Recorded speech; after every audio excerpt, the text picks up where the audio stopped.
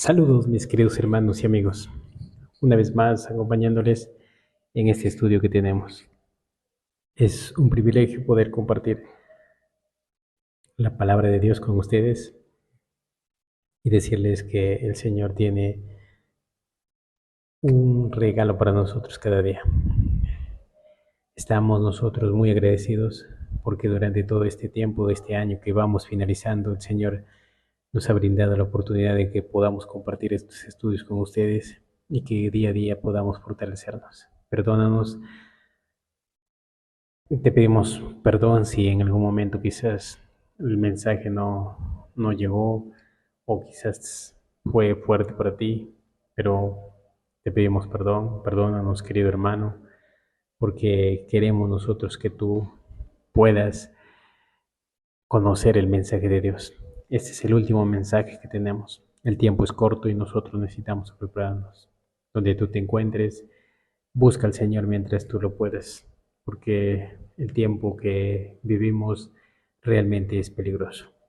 Bueno, te doy una cordial bienvenida a este estudio.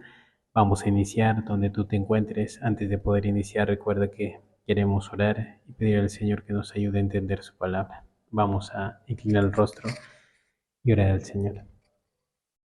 Bendito Señor, en esta mañana nuevamente estamos contigo para poder pedirte, Señor, que nos ayudes a entender tu palabra.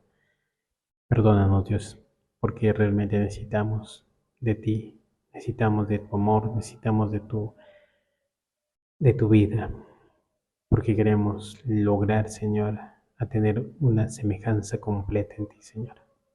Y queremos que nos ayudes. En este momento vamos a iniciar este estudio, pero ante todo queremos pedirte, Señor, tu ayuda y que nos des la bendición. Señor mío, gracias porque nos has cuidado y nos has protegido. Queremos iniciar este estudio. Queremos que tu Santo Espíritu nos ilumine. En el nombre de Jesús. Amén.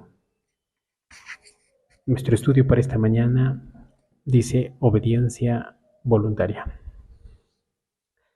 Recuerden que cada uno de nosotros somos voluntarios en obedecer.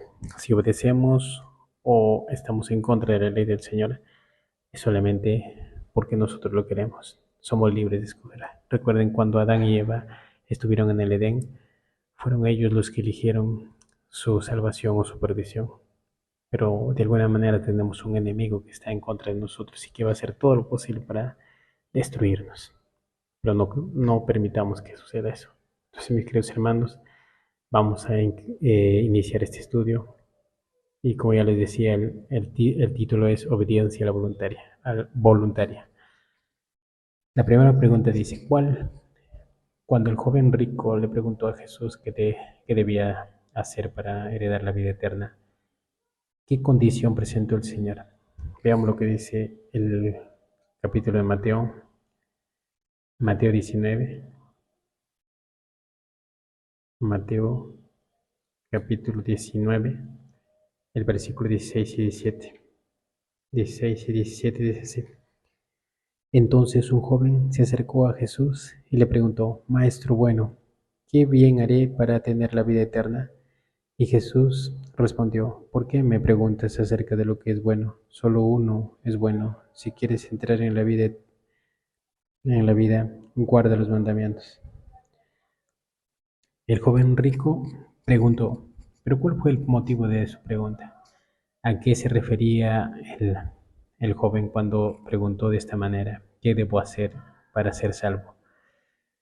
Si de alguna manera cuando uno conoce el verdadero conocimiento del Señor y la ley del Señor, vamos nosotros a comportarnos como Él.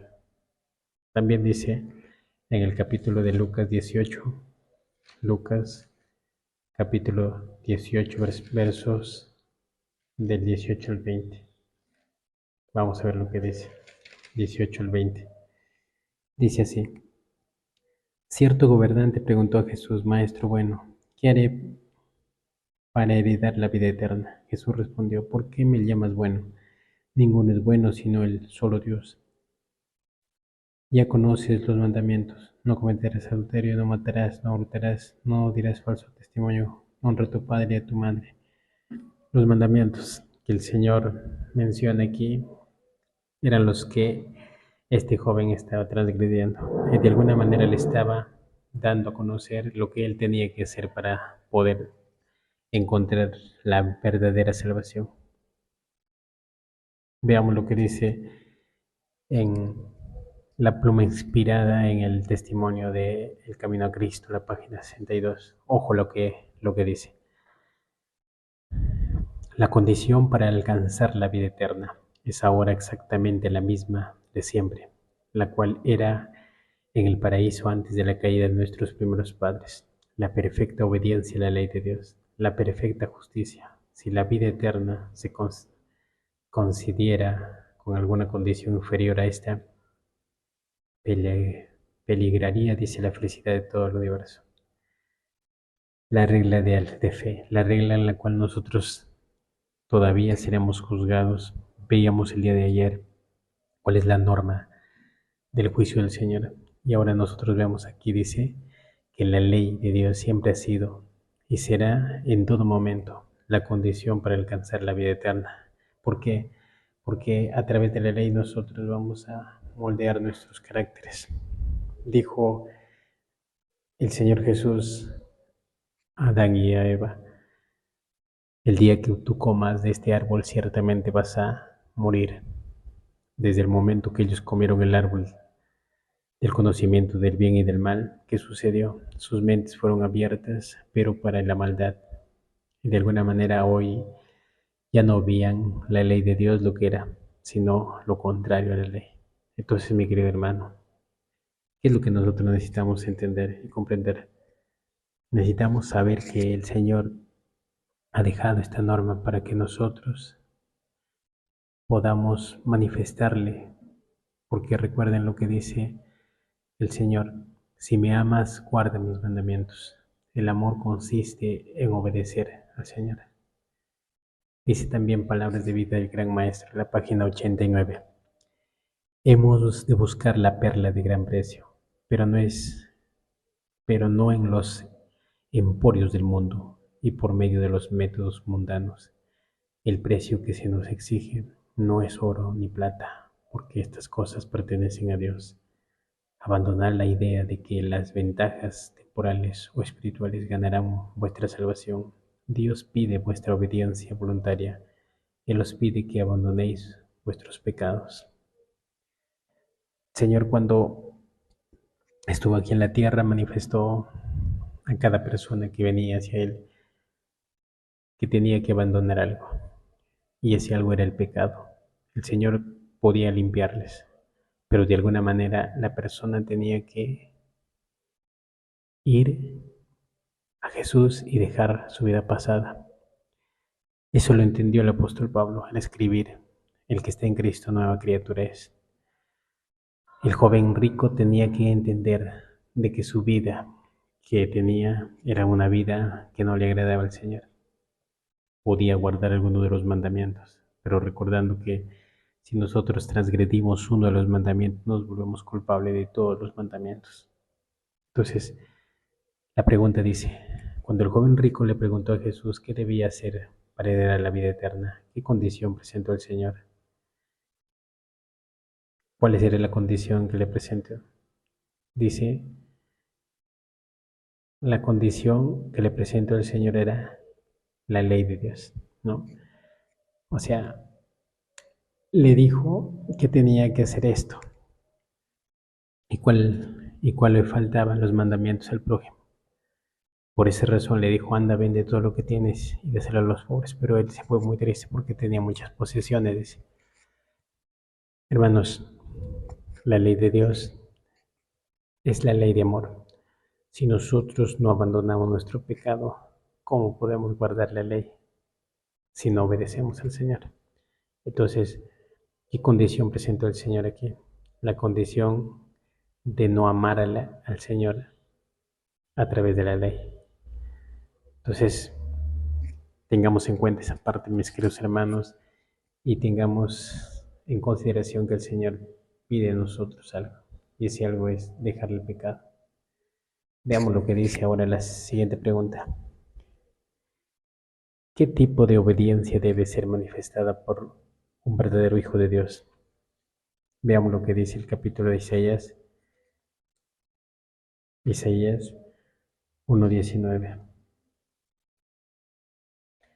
Dice así: si queréis obedecer, comeréis el bien de la tierra. Si queréis obedecer, comeréis el bien de la tierra. ¿Cómo así? Si queremos obedecer, comeremos el bien de la tierra. Nosotros estamos aquí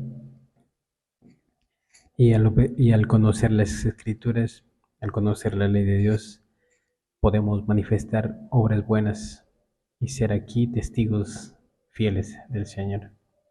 Pero también nos dice en el capítulo de Gálatas, Gálatas 5:6. Permítanme lo que dice Gálatas 5:6.